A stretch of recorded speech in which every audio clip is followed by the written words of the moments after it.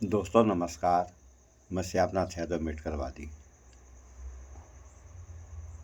कहने को तो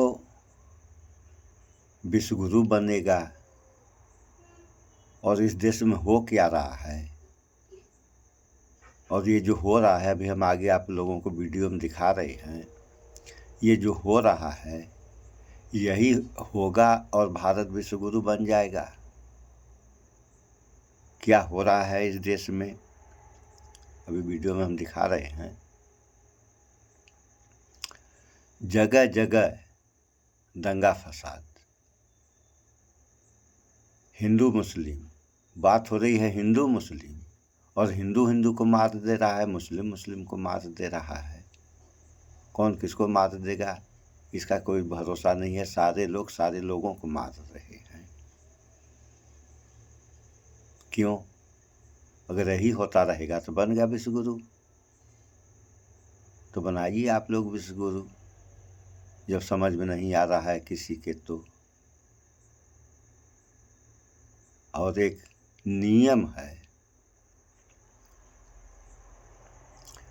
दोस्तों, व्यवस्था होती है तो एक व्यवस्था ऐसी है, यही नियम है कि किसी भी चीज़ का अंत हो जाता है। तो अगर समझ में आप लोगों को नहीं आ रहा है तो अब समय, कुछ ही समय बच गया है। 1.5-2 महीने जाते जाते समय खुद ही समझा देगी और सारे लोग समझ जाएंगे कि अब हमें क्या करना चाहिए। ये हाल है। तो थोड़ा सा आप लोग इस वीडियो को देख लें पहले, फिर बात हो। नागपुर की क्या हाल है देखें आप लोग।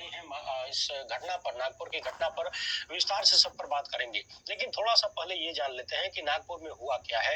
ये एनडीटीवी की खबर आपकी स्क्रीन पर दिख रही है। इसमें बताया गया है कि 40 से ज्यादा वाहन जलाए गए, पुलिसकर्मियों समेत 18 घायल, करीब 50 लोगों को गिरफ्तार किया गया। नागपुर हिंसा की हर अपडेट ये इनके अनुसार ये दे रहे हैं। तो यहाँ बताया गया है कि महाराष्ट्र में नागपुर में सोमवार को फैली अफवाह की वजह से कई इलाकों में हिंसा हुई। हंसपुरी इलाके में सोमवार देर रात भड़की हिंसा के दौरान अज्ञात भीड़ ने दुकानों में तोड़फोड़ की और वाहनों को आग लगा दी, पथराव भी किया। इससे पहले महाल इलाके में भी 2 गुटों में झड़प हुई, यानी 2-2 जगह पर यह घटना हुई है, जिसकी वजह से शहर में तनाव पहले से ही बढ़ा हुआ था। हिंसा के बाद कई इलाकों में अगले आदेश तक कर्फ्यू लगा दिया गया है। यानी महाराष्ट्र के नागपुर में कई जगहों पर कर्फ्यू लगा दी गई, इस खबर के अनुसार, जो कि कुछ घंटे पहले की है। आगे दूसरे पॉइंट में इसने लिखा है कि नागपुर के ओल्ड भंडारा रोड के पास हंसपुरी इलाके में रात 10:30 से 11:30 के बीच अनियंत्रित भीड़ ने कई वाहनों को जला दिया, घरों और क्लिनिक में भी तोड़फोड़ की। एक स्थानीय महिला के मुताबिक उपद्रवियों ने न सिर्फ दुकानों में तोड़फोड़ की बल्कि 40 से ज्यादा वाहनों को आग के हवाले कर दिया। औरंगजेब की कब्र को हटाने के लिए एक दक्षिणपंथी संगठन ने विरोध प्रदर्शन के दौरान धर्म ग्रंथ जलाए जाने की अफवाह फैलने के बाद मध्य नागपुर में हिंसा भड़की थी। इस दौरान हुए पथराव में 1 दर्जन पुलिसकर्मी समेत 18 लोग घायल होने की खबर बताई जा रही है। 50 लोगों को गिरफ्तार करने की बात है। आगे लिखा गया कि हिंसा में कई पुलिसकर्मी घायल हुए, वही बात दोहरा रहे हैं बार बार। आगे शिवसेना प्रवक्ता आनंद दुबे ने हिंसा पर प्रतिक्रिया देते हुए कहा कि राज्य सरकार का कर्तव्य है कि वो कानून व्यवस्था बनाए रखे, ये दुर्भाग्यपूर्ण है। अब सवाल यह है कि राज्य सरकार का कर्तव्य तो है कि वो कानून व्यवस्था को बनाए रखे, मगर जब राज्य सरकार में शामिल लोग ही, जब जिम्मेदार लोग ही, जब महाराष्ट्र के मुख्यमंत्री ही और उनका एक नफरती मंत्री खुलेआम राज्य में आग लगाता रहेगा, दिन पर दिन आग लगाने की बात करता रहेगा, तो फिर शांति कैसे होगी?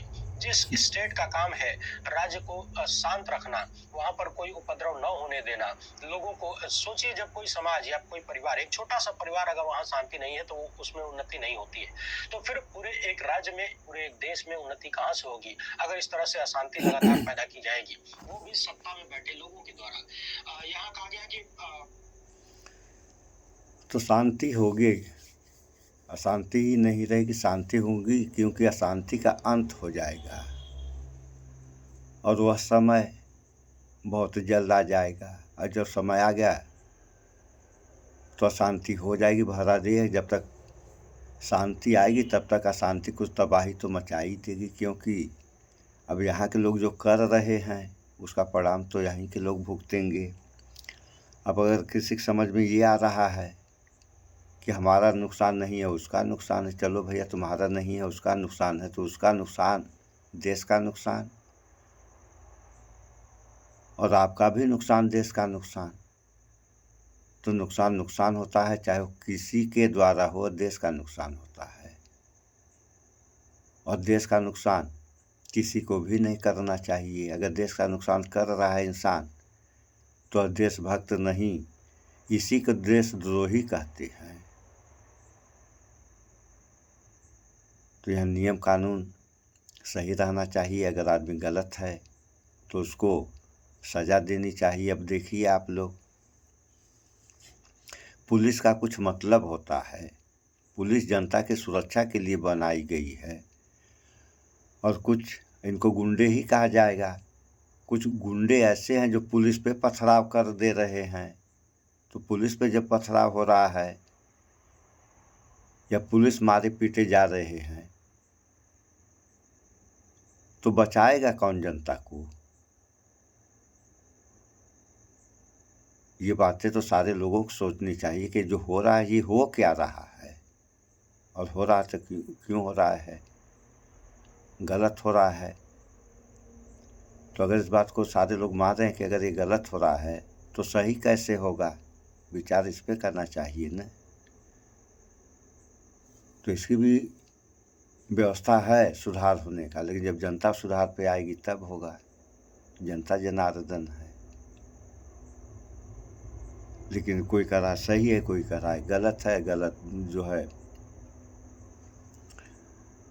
होता क्या, आप लोग देखिए, बहुमत की सरकार बनती है तो इसमें गलत अगर बहुमत में आ गया तो गलत की सरकार बन गई, तो गलत करेगा तो उसमें सही बोलने वाले रहेंगे तो उनकी सुनवाई नहीं होगी। और यहाँ हो क्या रहा है, सही बोलने वालों को देखिए आप लोग जेल में डाल दिया जा रहा है। अगर यही हाल रहा तो सही लुप्त हो जाएगा, और जब सही लुप्त होगा तो आग लग जाएगी। आग लगनी है। अरे आगे हम वीडियो बनाए हैं कि दुनिया का विनाश, आग पानी हवा, यही है। ये तीनों जो है दुनिया को नाश कर देंगे। चलिए थोड़ा सा वीडियो को और देख लें आप लोग, क्या हो रहा है नागपुर में। आरोप ये लगा कि बजरंग दल और विश्व हिंदू परिषद के लोगों ने औरंगजेब की जो कब्र है महाराष्ट्र में उसको हटाने को लेकर प्रदर्शन किया, और इस प्रदर्शन में उन्होंने एक पुतला बनाया था, औरंगजेब के पोस्टर उस पर लगाए थे, और कुरान की आयतें लिखी हुई थी। ये आरोप है। उस जो पुतला था, पुतला नुमा जो भी था, उस पर कुरान की आयतें लिखी गई थी। उसको आग लगाया गया, उसको मारा पीटा गया। इसके बाद से लोगों के भीतर ये नाराजगी पैदा हुई है। तो सवाल ये है कि औरंगजेब का इतिहास 300 साल पुराना है। कब्र को हटा देने से क्या औरंगजेब का इतिहास खत्म हो जाएगा? क्या मुगलों का इतिहास भारत से खत्म हो जाएगा? और ये जो मूर्खानंद लोग हैं जो औरंगजेब की कब्र को हटाने के लिए कभी प्रदर्शन करते हैं, कभी कोई टुच्ची सी फिल्म बना दी जाती है, उस टुच्ची सी फिल्म का प्रचार प्रधानमंत्री तक कर देते हैं, तमाम लोग करने लगते हैं।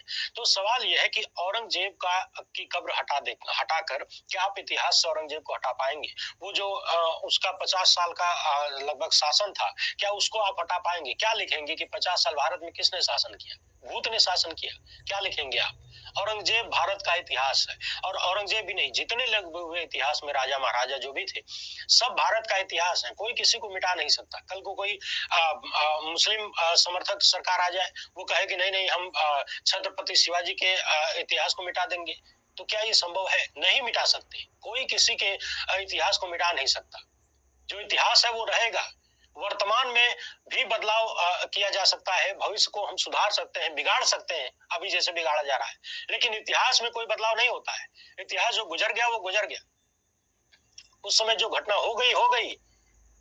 तो यहाँ भविष्य को बर्बाद कर रहे हो इतिहास के नाम पर। ये कब तक चलता रहेगा? आपके सामने मैं आपकी स्क्रीन पर एक तस्वीर दिखाना चाहता हूँ। ये सोशल मीडिया पर खूब शेयर हो रही है। इस तस्वीर को देखिए।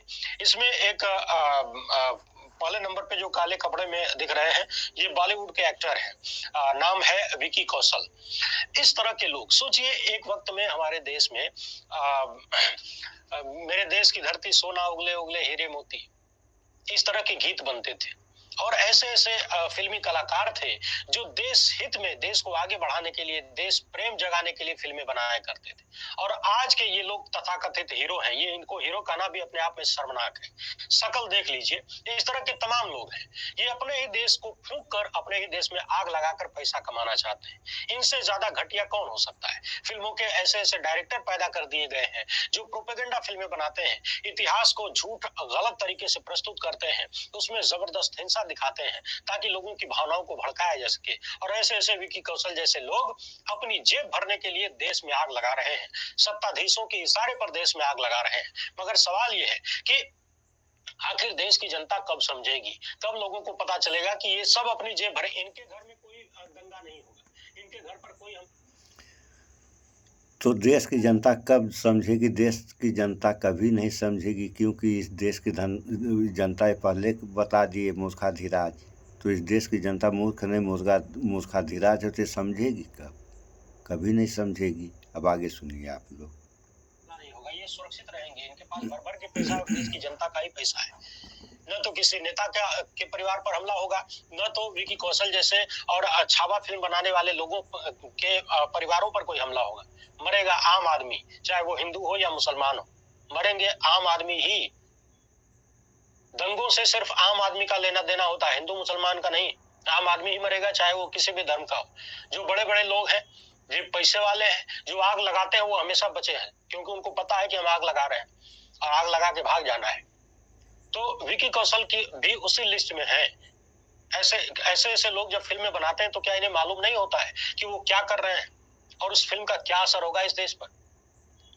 आजादी के बाद इस देश में तमाम फिल्मी कलाकार हुए जिन्होंने देश के लिए जीने मरने की फिल्में बनाई, लोगों को देशभक्ति की भावनाओं से ओतप्रोत किया, लोगों को सिखाया कि किस तरीके से देश की समस्याओं के साथ खड़ा होना है, उसके खिलाफ लड़ना है, एकजुट होकर आगे बढ़ना है। समय समय पर ये सारी चीजें हुई। मगर आज की तारीख में पिछले 10-11 सालों से आप केरला स्टोरी को देख लीजिए। एक कंगना रनौत है जो भाजपा सांसद बन चुकी है, हो सकता है विकी कौशल भी आने वाले दिनों में बन जाए। तो ये सब एक प्रोपेगेंडा का हिस्सा है। अब चर्चा ये हो रही है कि नागपुर में जो कुछ हुआ है उसके जिम्मेदार इस पोस्टर में 3-4 लोग हैं, देख लीजिए। ये एक नीतीश राणे जो कि मुख्यमंत्री महाराष्ट्र की सरकार का मंत्री है। दिन रात ये व्यक्ति जब भी मुंह खोलता है तो महाराष्ट्र में सोचिए कितनी सारी समस्याएं। आए दिन महाराष्ट्र में किसान आत्महत्या कर रहे हैं, महंगाई चरम पर है, वहां पर जो धंधा है वो चौपट होता जा रहा है। इतनी बड़ी चुनावी घपलेबाजी का आरोप लगा महाराष्ट्र में, 70 लाख वोटों के बढ़ने का मामला है। चुनावी घपलेबाजी की बात गई, तेल लेने खत्म। इन्हीं सारे मुद्दों को छुपाने के लिए, दबाने के लिए बेरोजगारी का आलम क्या है महाराष्ट्र में, जरा पता लगाइए। कितना ज्यादा पिछड़ापन है, कितनी ज्यादा बेरोजगारी है, कितनी सारी समस्याएं हैं, भ्रष्टाचार है, जरा पता लगाइए। तो इन सारी समस्याओं पर बात न हो, इसके लिए ये लोग छोड़ दिए। तो बेरोजगारी की समस्या महाराष्ट्र में ही नहीं है, बेरोजगारी की समस्या तो पूरे भारत में है। लेकिन दंगा जो है नागपुर में भड़का है, इसलिए महाराष्ट्र की बात कर रहे हैं। ये सो इनकी बात सही है, लेकिन बेरोजगारी पूरे देश में है, महंगाई चरम सीमा पे है, आप लोग देख ही रहे हैं। और डॉलर के मुकाबले रुपए की क्या हाल है, ये तो कहने वाली बात नहीं है। ये दिन ये मोदी जी क्या कहे, और आज जो है कुछ बोल ही नहीं रहे हैं। अब थोड़ा सा और सुन लीजिए आप लोग। इन सब की शक्ल देख लीजिए, इन सब का काम सिर्फ यही है महाराष्ट्र में आग लगाना। एक ये टी राजा सिंह, ये व्यक्ति दिन रात इसका काम ही है कि मस्जिदों के सामने खड़े होकर ये आदमी माँ बहन की गंदी गंदी गालियां देता है। ऐसी गालियां जिन्हें आप सुन नहीं सकते, हम सुना नहीं सकते। खुलेआम गाली देता है। एक वक्त में बीजेपी ने इन्हीं कारणों से इसको निकाला भी था, लेकिन फिर से वापस ले लिया, क्योंकि अपना बच्चा है ना, उसीलिए तो इसको पैदा किया गया, दिखावे के लिए एक बार बाहर कर दिया, फिर वापस ले लिया। तो जब सवाल यह है कि अभी देवेंद्र फडणवीस जो मुख्यमंत्री हैं महाराष्ट्र के, वो कह रहे हैं कि लोगों से शांति की अपील कर रहे हैं। सोचिए ये किस हद की बेहयाई है, किस हद की बेहयाई है। यही देवेंद्र फडणवीस खुद लगातार औरंगजेब के मामले पर बात कर रहे हैं। इनके पास महाराष्ट्र की समस्याओं को लेकर कोई जवाब नहीं है, महाराष्ट्र की मूलभूत बातों पर बोलने के लिए कुछ भी नहीं है, मगर दिन रात औरंगजेब 300 साल पहले जो व्यक्ति खत्म हो चुका है। और सवाल ये भी है कि औरंगजेब की कब्र से इतना ही कष्ट है तो ताजमहल भी है इस देश में, उसमें भी किसी की कब्र है, मजार है, जो भी है, क्या उसको भी हटाओगे? दम है तो हटाओ, दम है तो ताजमहल को तोड़ के दिखाओ। वो भी तो मुगलों का ही बनाया हुआ है, मुगल शासन में ही बना है। दम है तो हाथ लगा के दिखाओ। तो बेमतलब की बातें, महाराष्ट्र की तमाम समस्याओं चुनावी घपलेबाजी से ध्यान। ताजमहल दुनिया का 7वां आश्चर्य है, ये सारे लोग जानते हैं। तो ताजमहल, ताजमहल के बाद अभी आइए लाल किले पर। लाल किला भी जो है मुगलों ने बनवाया, जिस लाल किले से यही मोदी जी और देश के सारे प्रधानमंत्री 26 जनवरी 15 अगस्त ऐसे पर्वों पर झंडा फहराते हैं। ये हटा देंगे? क्या क्या हटाएंगे? कैसे इतिहास हटाएंगे? इतिहास कभी मरता नहीं है। सुनिए और थोड़ा सा वीडियो आप लोग। हटाने के लिए ये सारी चीजें जरूरी है। अब लोग ये भी कर रहे हैं, तमाम पत्रकार जो कुछ कर रहे हैं उन सब पर हम आएंगे। ये तस्वीर आपने देख ली, इसके बाद देखते हैं कि कौन क्या लिख रहा है। तनवीर, अच्छा एक बात और समझने वाली है, गोदी मीडिया को अपनी ड्यूटी पर फिर से लगा दिया गया है। गोदी मीडिया जिस तरीके से पहले एक प्रोपेगेंडा फिल्म आती है विकी कौशल की छावा, उसमें बहुत ही क्रूर तरीके से दिखाया जाता है कि कैसे संभाजी को मारा गया और लोगों के मन में औरंगजेब के खिलाफ नफरत पैदा की जाती है। इसके बाद महाराष्ट्र में जो औरंगजेब की कब्र है उसको हटाने की मांग शुरू होती है। जो ये जितने भी संगठन हैं, चाहे वो बजरंग दल हो, चाहे वीएचपी हो, चाहे इस तरह के और भी लोग हों, जरा पता लगाए कि क्या इतिहास में इन्होंने आम जनता से जुड़ी हुई कभी महंगाई या बेरोजगारी या फिर भ्रष्टाचार या फिर महिलाओं की सुरक्षा को लेकर, देश की सुरक्षा को लेकर, देश की सीमाओं की सुरक्षा को लेकर, क्या इन्होंने कभी कोई आंदोलन किया, कभी कोई प्रदर्शन किया? जरा पता लगाइए, कभी नहीं मिलेगा इनका इतिहास। इनको इन सब चीज़ों से मतलब ही नहीं है, तो ये लोग क्या आवाज़ उठाएंगे इन सब बातों पे। और देखिए आप लोग, कुछ ऐसा होता है हम पहले भी बताए हैं कि किसी भी काम का नियम होता है। अब औरंगजेब के बारे में बता रहे हैं, 300 साल पहले की कहानी है। तो अब इस देश के लोग जो कर्णधार हैं, ये 300 साल पीछे देख रहे हैं या जा रहे हैं, एक दिन आगे नहीं देख रहे हैं न जा रहे हैं। तो जिस देश के लोग पीछे की सोच बनाएंगे वह देश पीछे जाएगा, कभी भी आगे नहीं जा सकता है। और ऐसा क्यों होता है? व्यवस्था दो है, एक धार्मिक व्यवस्था है, एक वैज्ञानिक व्यवस्था है। तो इंसान जब धर्म के रास्ते पे चलेगा तो उसका विकास नहीं होगा, केवल जब होगा तब विनाश होगा, जैसा कि आज के समय आप लोग देख रहे हैं इस देश में हो रहा है। और विज्ञान पे चलेगा तो भविष्य के बारे में सोचेगा, जो भविष्य के बारे में सोचेगा तो देश का विकास होगा।